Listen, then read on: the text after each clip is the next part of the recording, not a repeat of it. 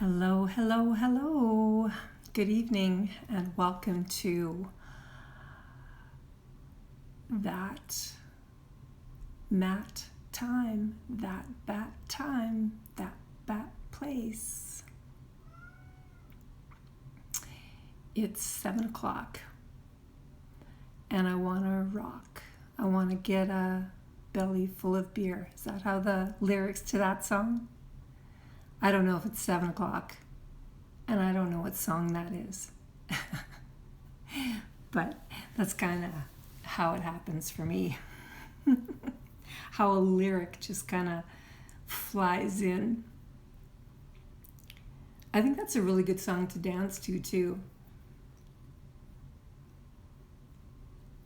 If someone wants to Google what that song is, the lyrics go something o'clock and I want to rock. I want to get a belly full of beer. I don't know how I used to drink beer back in the day, but boy, could I drink beer back in the day. Like when I was a teenager. I really don't care for it anymore. And it gives me an upset tummy, so I don't know how I was able to consume such vast amounts of it back in the day, but I was. I wanted to talk just a little bit about Elton John. Your sister looks cute in braces and boots. What's the name of the song, Siobhan? Now I can hear it. I still need to watch his movie. Has anyone watched that Elton John movie? What's it called? Something Man, Piano Man? Is that what the movie's called? I've been. If you have any movie suggestions, I'm starting a list of. And a fistful of grease in her hair. Yeah, I'm hearing you, Shoots, but I don't know what the song is called. Saturday Night's All Right for Fighting. Yeah, Saturday Night's All Right. Rocket Man. Oh, that's the name of the movie, right? Rocket Man.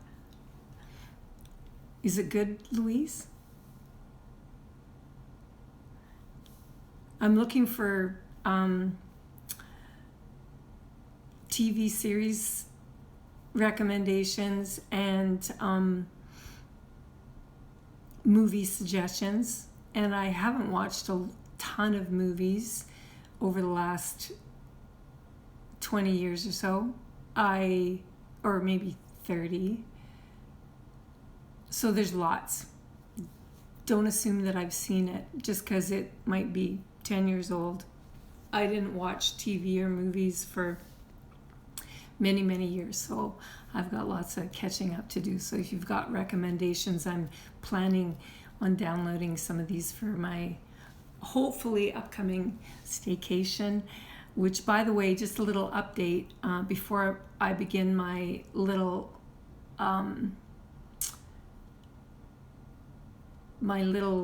story about that I'm going to tell tonight is that I go for blood work tomorrow for them to check in and see what my levels are like after kind of leaving me alone for a bit to rest and recuperate. And so yeah, I get line care tomorrow, which is this thing getting looked at and flushed, and man, is it itchy. Today especially, I just wanted to, rip that thing off. I hope that's a good sign that it's healing. So blood work, that, and picking up some more injections. Yay! The injections that are supposed to help stimulate my bone marrow to produce an abundant amount of stem cells. So I pick those injections up tomorrow and hopefully they work. My brother Trent today was saying, what if it doesn't work? What if they can't harvest my own stem cells? And my answer to him was, I haven't asked that question. We'll cross that bridge when we come to it. For now, I'm just hoping that, it'll work. It never occurred to me that it wouldn't work, that my body wouldn't do its part in producing the stem cells and science would do the rest. So I haven't been giving a lot of attention to that potential step of what if it doesn't work. So I'll keep you posted in the next, we should know in the next, 10 days or so to see if it's going to work. But I'm still planning. My bag is still half packed. My laundry is continuously done in case I move towards that part a little more quickly than others. I want to be ready. Preparedness. That's me. So anyways, I was going to tell the story that I was going to tell today. The story that I am going to tell today has to do with my one of my past lives and my past passions. That's still a passion for me, but it's not prominent, and I don't think a lot of people necessarily know about it. And certainly when I was talking to Seja the other day, she didn't realize that dance was one of my passions. And when some of my friends were thinking about a Facebook page to put up for me to keep people updated and to gather stories and pictures from other people, we haven't really kicked that Facebook page off in a great way yet. But now that the summer's over, we're gonna pour a little bit more attention in there. But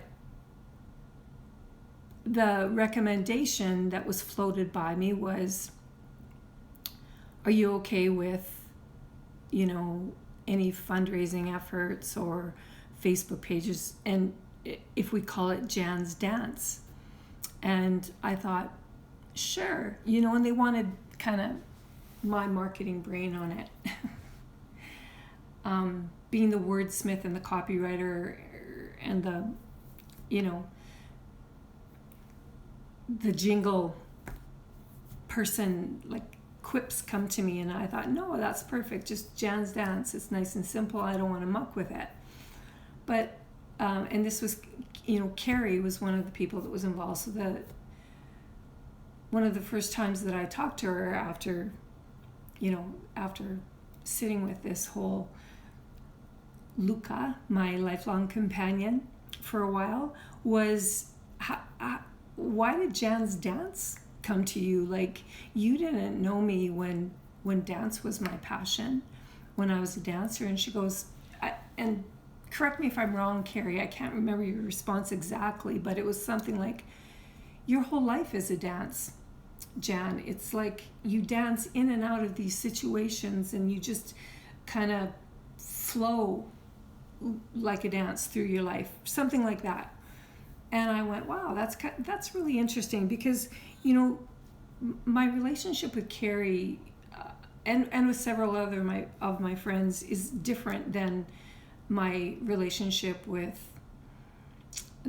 a community of yoginis that gathered around me from my teaching for so many years, and for the training of yoga instructors that through the teacher training program that I ran. So the bulk of my community I met through yoga, but I didn't start teaching yoga till I was 43, so there was a whole bunch of life that happened before that point, before I got stuck inside the box of yoga, because I felt like that became my identity, was yoga.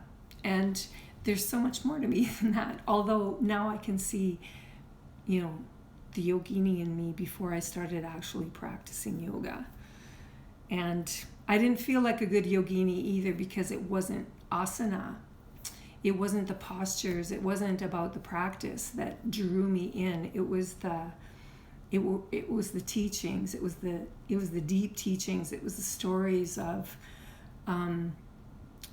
people's quests. And I would read about the lives of famous yogis and read about their childhood, and that was kind of the hole I fell down. It wasn't that I became passionate about the most common form of yoga in the West, which is yoga asana, which is about like the postures and rolling around on a sticky mat and doing all kinds of things with your body.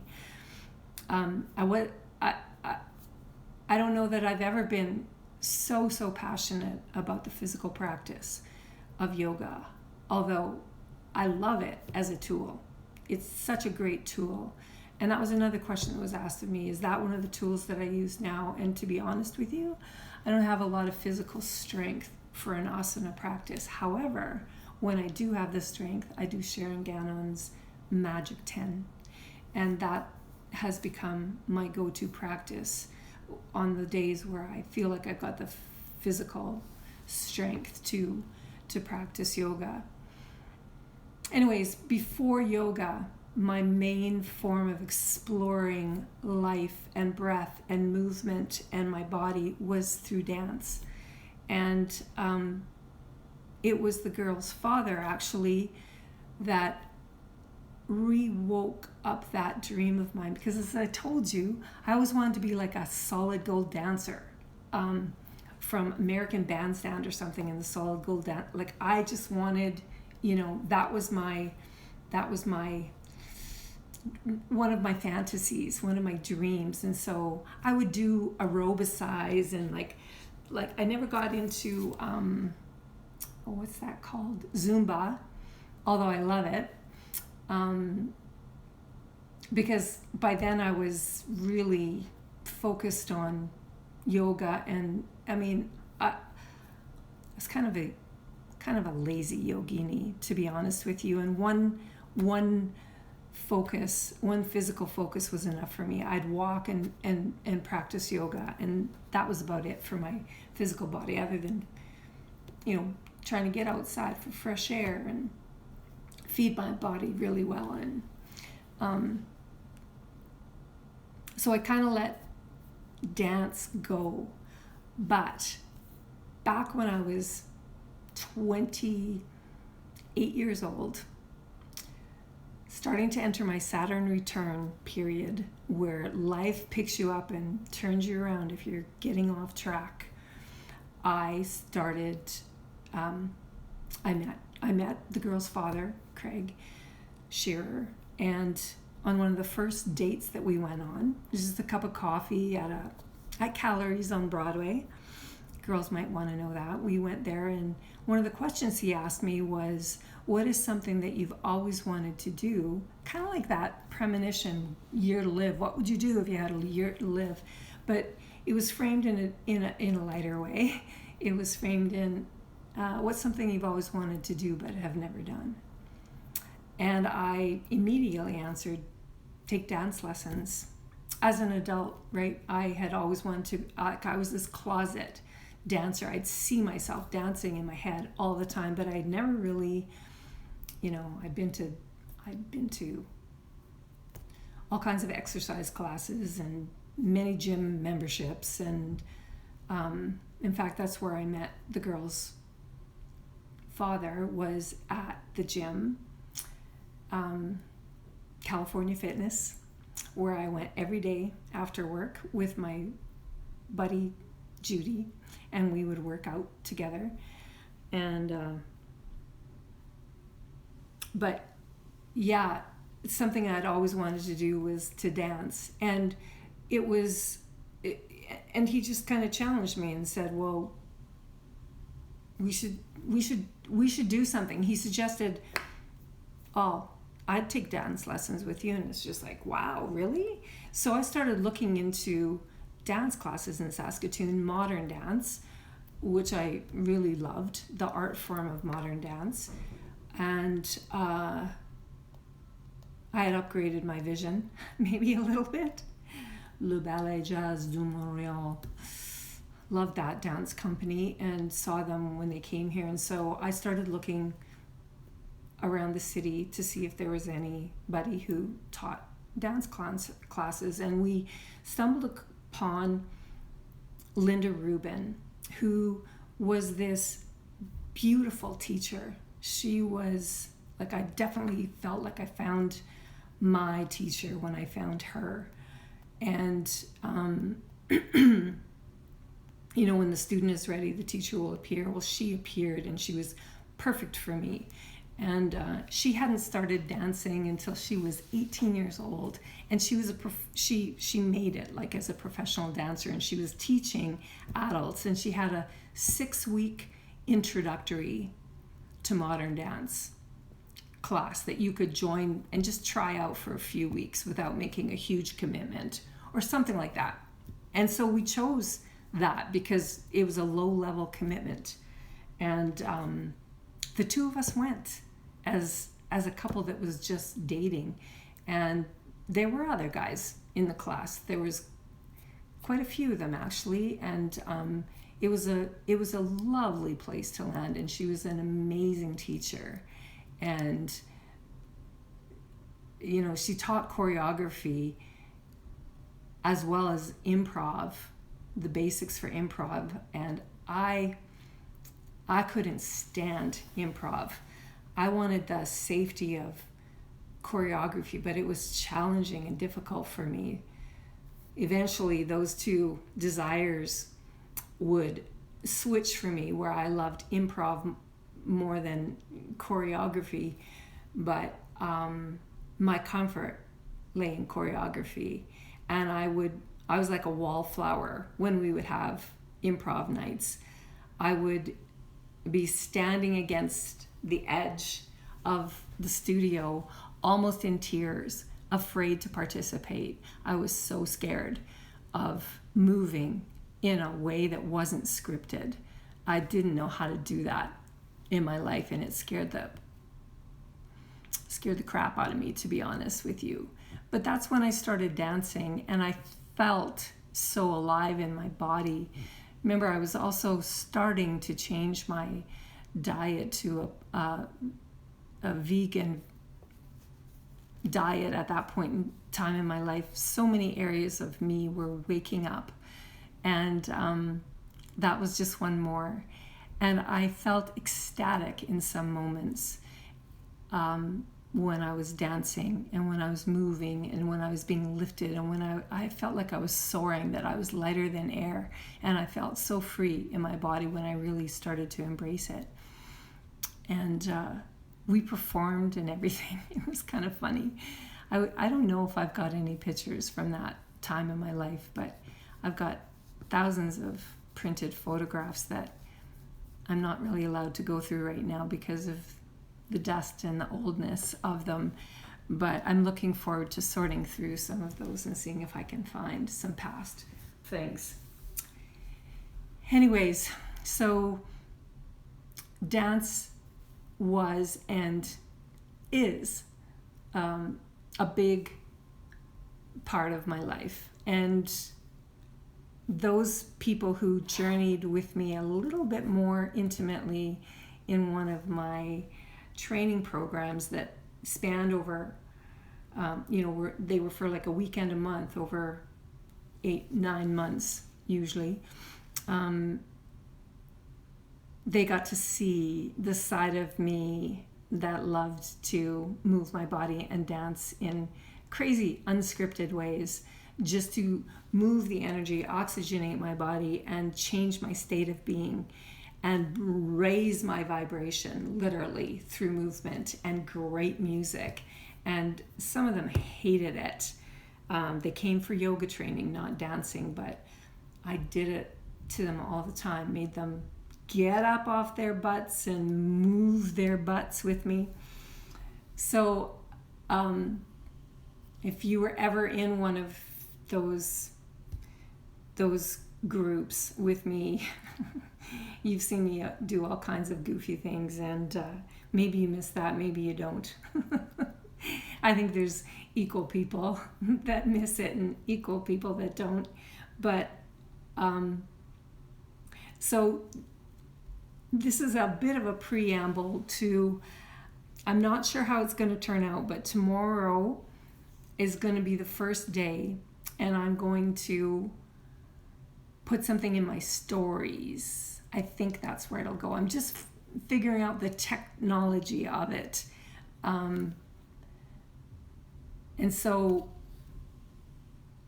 and I don't know if it'll happen every day, but I would like there to be a song for me to move to every day.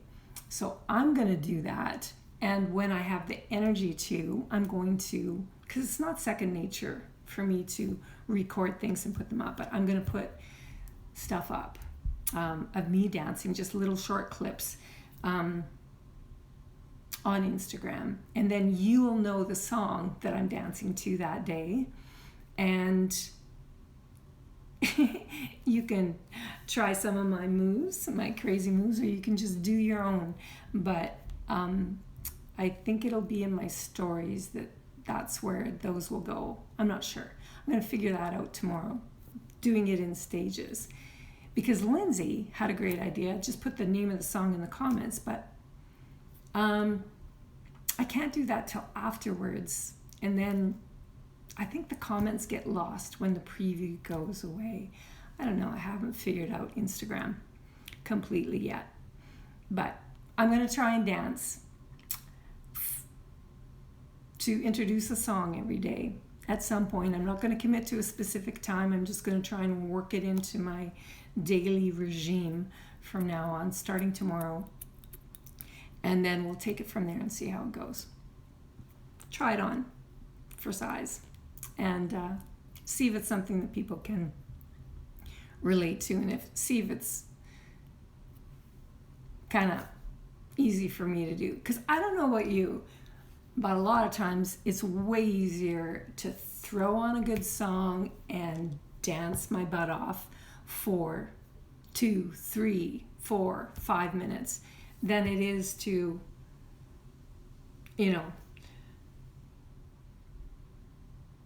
go outside in the cold for a walk. And I live in an area that the girls don't think is very safe right now. So my evening walking, to be honest, I was gaining the energy for that, but right now I don't have it.